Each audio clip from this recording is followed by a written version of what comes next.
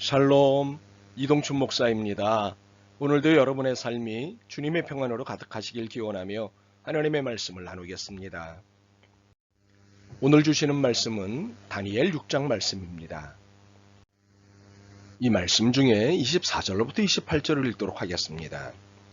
왕이 말하여 다니엘을 참수한 사람들을 끌어오게 하고 그들을 그들의 처자들과 함께 사자굴에 던져놓게 하였더니 그들이 굴 바닥에 닿기도 전에 사자들이 곧 그들을 움켜서 그 뼈까지도 부서뜨렸더라. 이에 다리오 왕이 온 땅에 있는 모든 백성과 나라들과 언어가 다른 모든 사람들에게 조서를 내려 이르되 원하건대 너희에게 큰 평강이 있을지어다. 내가 이제 조서를 내리노라. 내 나라 관할 아래에 있는 사람들은 다 다니엘의 하나님 앞에서 떨며 두려워할지니 그는 살아계시는 하나님이시요 영원히 변하지 않으실 이시며 그의 나라는 멸망하지 아니할 것이요 그의 권세는 무궁할 것이며 그는 구원도 하시며 건져내기도 하시며 하늘에서든지 땅에서든지 이적과 기사를 행하시는 이로써 다니엘을 구원하여 사자의 입에서 벗어나게 하셨음이라 하였더라. 이 다니엘이 다리오 왕의 시대와 바사 사람 고레스 왕의 시대에 형통하였더라. 아멘. 다니엘서 6장 말씀을 본문으로 다니엘서 강의 7번째 시간 영적 전쟁 두 번째 시간에 말씀을 나누도록 하겠습니다. 우리가 지난 시간부터 살펴보는 주제는 영적 전쟁입니다. 영적 전쟁은 세상에 속한 전쟁이 아니라 하나님 나라에 대항하는 일체의 세력들과의 싸움을 말합니다. 그러므로 우상 숭배는 영적 전쟁에서 1순위임을 잊지 말아야 합니다. 이것은 지난 시간에 분명하게 배운 사실입니다. 오늘 우리는 기독교 탄압의 현대화와 이에 대응하는 믿음의 방식에 대해 살펴보려고 합니다. 기독교에 대한 탄압은 늘 있어 왔던 일입니다. 그러나 탄압의 방식이 날로 교묘해지고 있다는 사실에 주목해야 합니다. 겉으로 보기에는 전혀 탄압이 아닌 것처럼 보입니다. 그러나 잘 보면 그것은 잘 기획된 탄압입니다. 그러므로 이를 볼 줄 아는 영적 해양과 더불어 이에 대응하는 거룩한 방식을 지녀야 합니다. 다리우스 왕의 고급 신하들은 다니엘을 매장시키기 위해 전략을 세웠는데 그것은 그의 신앙에 관계된 전략이었습니다.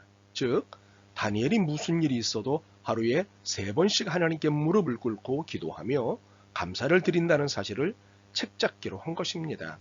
그래서 한시법인 일명 30일간의 다리우스 왕 우상법을 만든 것입니다. 그리고는 이것을 왕에게 제출하고는 왕의 재가를 받아내기에 이릅니다. 이렇게 다니엘을 축출할 수 있는 확실한 명분을 만들어낸 것입니다. 심지어는 왕도 어찌할 수 없는 명분을 만들어낸 것입니다. 고대 시대에도 그렇지만 현대에서는 더욱더 법은 일종의 절대 권력입니다. 고대나 중세는 그래도 절대 권력이 왕이었고 법은 왕의 입장에 따라 좌우될 수 있는 여지가 훨씬 많았습니다. 이에 비해 현대는 법 그 자체가 절대 권력입니다. 어떤 때는 법은 하나님보다도 높습니다. 노회나 총회에 참석해보면 어떤 심각한 논의가 오가다도 어디선가 법이요 하는 외침이 들리면 보통 그 논의는 법 앞에 꼼짝을 못합니다. 하나님도 꼼짝 못하십니다. 15년 전 사학법 개정법이 통과되었을 때 드디어 올 것이 왔구나 했습니다. 왜냐하면 사학의 문제점을 오랫동안 알고 있었기 때문입니다. 더욱이 목사의 양심으로 기독교 사학의 심각성을 잘 알고 있었기 때문입니다. 하나님의 이름을 앞세운 각종 비리와 폭력의 수준은 학교에 따라 다르긴 해도 상당히 위험한 수준에 올라왔다는 것을 알고 있던 차에 사학법 개정법 통과는 막아낼 수 있는 명분이 적겠구나 하는 생각이 든 것입니다.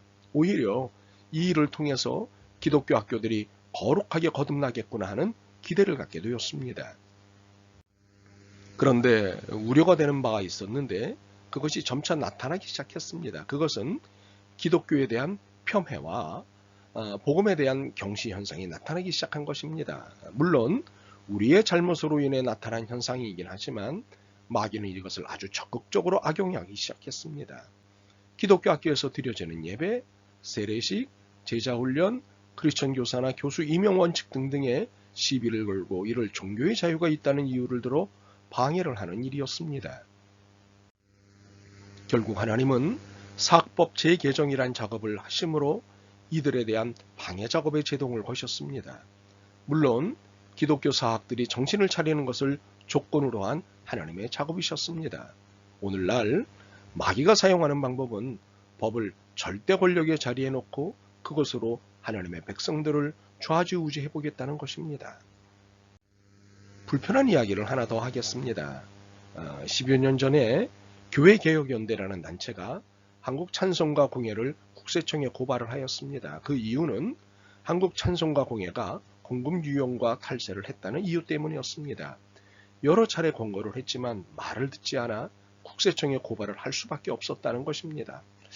가장 깨끗해야 할 기관 중에 하나인 한국찬송가 공예가 각종 불법을 저지르기 때문에 이를 바로잡기 위해 국가법의 힘을 빌었다고 합니다. 저는 이러한 모습에서 교회의 거룩을 추구하겠다는 애씀을 보았고 기뻤습니다.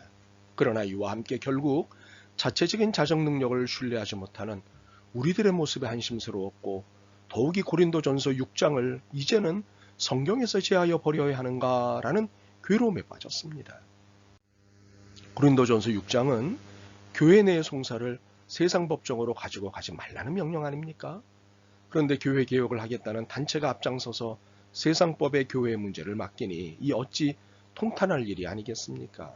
여러분, 천주교가 세상법에 교회 문제를 내놓는 것을 보셨습니까? 저는 한 번도 보지 못했습니다. 오히려 천주교는 세상법을 야단치는 입장에 있습니다. 그래서 어느 국가든 개신교에 비해 천주교를 함부로 건드리지 않는 것을 봅니다. 마귀는 점점 더 집요하게 법을 이용하여 기독교를 옥죄할 것입니다. 이제 우리는 하나님보다 법을 더 무서워하고 법을 더 찬양할 것입니다. 이것이 현대의 영적 전쟁임을 알아야 합니다. 드디어 다리우스 왕의 고급 신하들의 관계에 의해 악법은 만들어졌고 이 법은 이제 다니엘을 옥죄할 일만 남아 있습니다. 그런데 이 상황에서 보여준 다니엘의 태도는 너무도 존경스럽습니다. 10절입니다. 다니엘은 왕이 금령문서에 도장을 찍은 것을 알고도 자기의 집으로 돌아가서 다락방으로 올라갔다. 그 다락방은 예루살렘 쪽으로 창문이 나 있었다. 그는 늘 하듯이 하루에 3번씩 그의 하나님께 무릎을 꿇고 기도하며 감사를 드렸다. 어찌 이보다 아름다운 신앙을 볼 수 있을까요? 이 악법이 자신을 겨냥한 것이라는 것을 알고도 그는 늘 하듯이 기도하기를 계속했다고 했습니다. 바로 이것이 탄압에 대응하는 믿음의 방식입니다. 탄압인 것을 알고도 하나님을 향한 신앙의 행위를 멈출 수 없는 것이 우리의 대응 방식이고 영적 전투에 임하는 원칙입니다. 우리는 우리가 하는 일을 계속해야 합니다.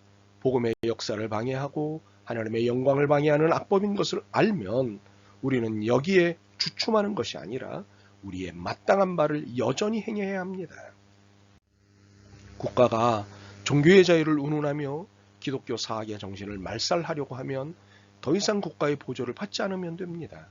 국가가 간섭하는 이유가 국가의 보조를 받으면 마땅히 국가의 정책에 따라야 한다는 논리로 따지기 때문입니다. 그러므로 국가의 보조를 안 받는 학교를 세우고 철저하게 기독교의 정신으로 무장된 교사와 교수를 두고 입학 조건으로 기독교 학교임을 인정하게 하므로 학생들을 받아들이는 것입니다.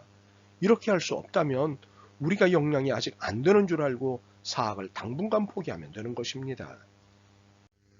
진실로 기독교의 국가에 간섭이 있게 해서는 안 됩니다. 왜냐하면 국가는 하나님의 통치하에 있기 때문입니다. 이 땅의 모든 것이 하나님의 주권하에 있다는 사실이 상실되는 순간 우리의 영적 전쟁, 우리의 영적 전투는 패배하는 것입니다. 하나님의 통치, 하나님의 영광, 하나님의 주권에 대한 거룩한 자존심을 지니는 것은 마땅한 신앙의 자세입니다. 그런데 이렇게 하나님의 영광을 위해 살고자 할 때 반드시 각오해야 하는 것이 있습니다. 그것은 순교적 자세입니다. 다리우스 왕의 고급 신하들의 말을 들어보십시오. 7절입니다. 그 법은 앞으로 30일 동안에 임금님 말고 다른 신이나 사람에게 무엇을 강구하는 사람은 누구든 사자굴에 집어넣기로 한다는 것입니다. 그들의 태도는 죽이겠다는 것입니다. 마귀의 목적은 성도들의 죽임입니다. 하나님과의 관계에서 단절되게 하여 죽게 하는 것입니다. 이렇게 성도들의 영적 죽음을 목적으로 삼는 이유는 하나님의 나라가 이 땅에 임하지 못하게 하기 위함입니다. 왜냐하면 하나님의 나라가 임하는 날은 그들의 생은 끝나기 때문입니다. 그러므로 자신들이 살기 위해 갖은 발버둥을 치는 것입니다. 바로 여기서 영적 전쟁의 치열함이 나타나는 것입니다. 그래서 때로는 직접적으로, 때로는 간접적으로, 때로는 공개적으로, 때로는 은밀하게, 때로는 이리처럼, 때로는 양처럼, 때로는 고전적으로, 때로는 현대적으로 그때의 형편에 따라 영적 전투, 영적 전쟁의 양상은 달라집니다. 그러나 어떤 양상이건 마귀의 목적은 성도의 죽음입니다.